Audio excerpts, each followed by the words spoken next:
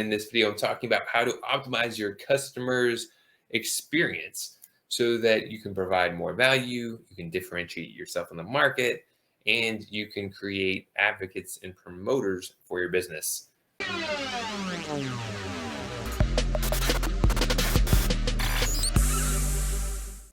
Without further ado, let's talk about this. And I'm really excited to share this because I am a value journey optimization specialist. I'm certified to share this, and I'm an amplifier. Now, one thing I want you to consider, you may have heard this before, but people do not buy things or make purchase decisions based on price. They make purchase decisions based on value, perceived value. They're weighing things in their head. It's not the price, it's the value. Pay more money and invest in things that will help them out more. For example, would you rather have a $5 roof on your home or a $10,000 roof on your home? You choose. Which one do you think would be more valuable? Probably the $10,000 one. So you'd spend a lot more because you'd value having something that would get the job done, probably be much better quality. You'd want to even consider paying $5 for a roof. So how do you do this? How do you optimize the customer experience? The first step that I like doing is looking at the different stages of the customer value journey, different stages of what is that experience like, from getting awareness to engagement, to getting people to raise their hand, to having that conversation, to exciting, to onboarding that business, having them become advocates and promoters, and assess what is the current experience. Looking at those touch points, you can rank each of them on a scale of 1 to 10, where 1 is, this is the worst experience ever. We have no systemized way of engaging with our customers. And 10 being, we're the best we could possibly be. There's no way we can improve. And 5 being average. I was working with a business one time, and they were saying that some of the leads that they were generating weren't good leads. I called the business one day, and this is how the person who answered the phone answered. What? It's like, well, my gosh. If people are answering the phone saying, what? You can't generate leads that'll get past that. So you've got to look at what are those touch points and identify what are some of the bottlenecks. What are some of the blind spots? How do you show up in each of these stages?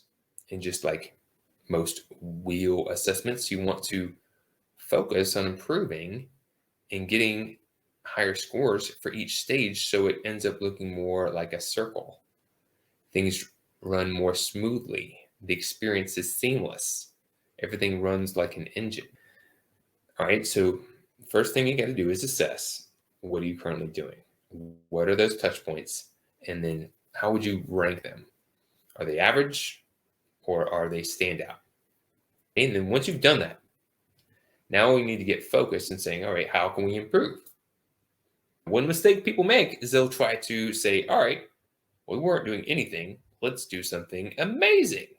They'll overthink it, and they'll try to do too much all at once.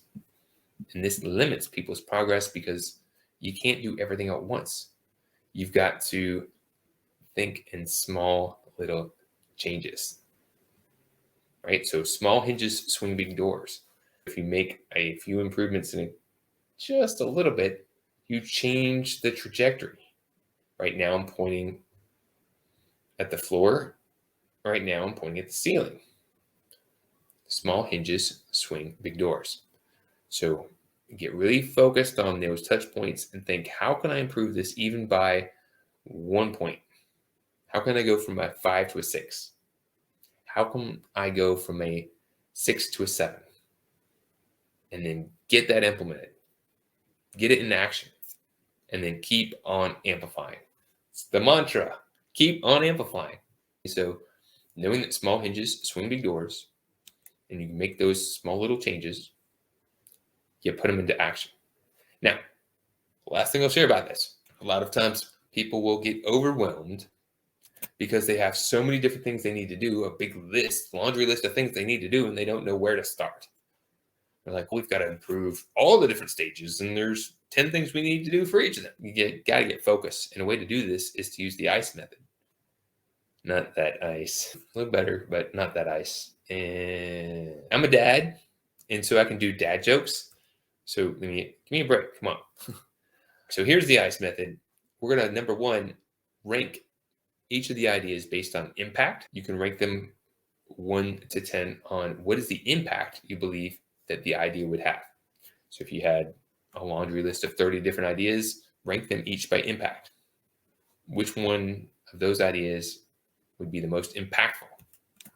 Then you rank by confidence. So first, ranking by impact. Next, ranking by confidence.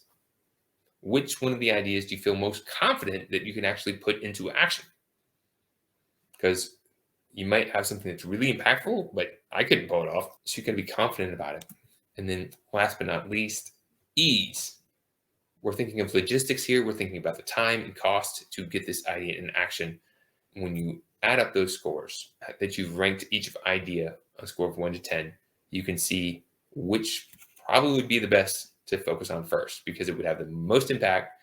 You feel the most confident about it, and it would be the easiest to pull off. That is a way that you can prioritize how to optimize the different touch points, creating a better customer experience. So when you're looking to amplify your business, when you're looking to provide a better experience, you want to focus on the solution, not the problem. Focus on ways to improve, not just looking at all the things that are wrong. This is a great quote by Jim Rohn. He's an awesome business philosopher, an expert. I really admire the man. So I admire you for tuning in, taking some time to be here, learn something new, and I suggest take these ideas and put it into action. Begin assessing the different stages of your customer value journey if you're looking for a guide or an expert to give a fresh perspective to help you identify your blind spots, your bottlenecks, or your untapped opportunities. Reach out to us at Growth Amplifiers. We're on a mission to help people amplify their business, to create a better experience to those they serve, save time, increase profits, and better serve their mission. So thanks for tuning in. We appreciate you.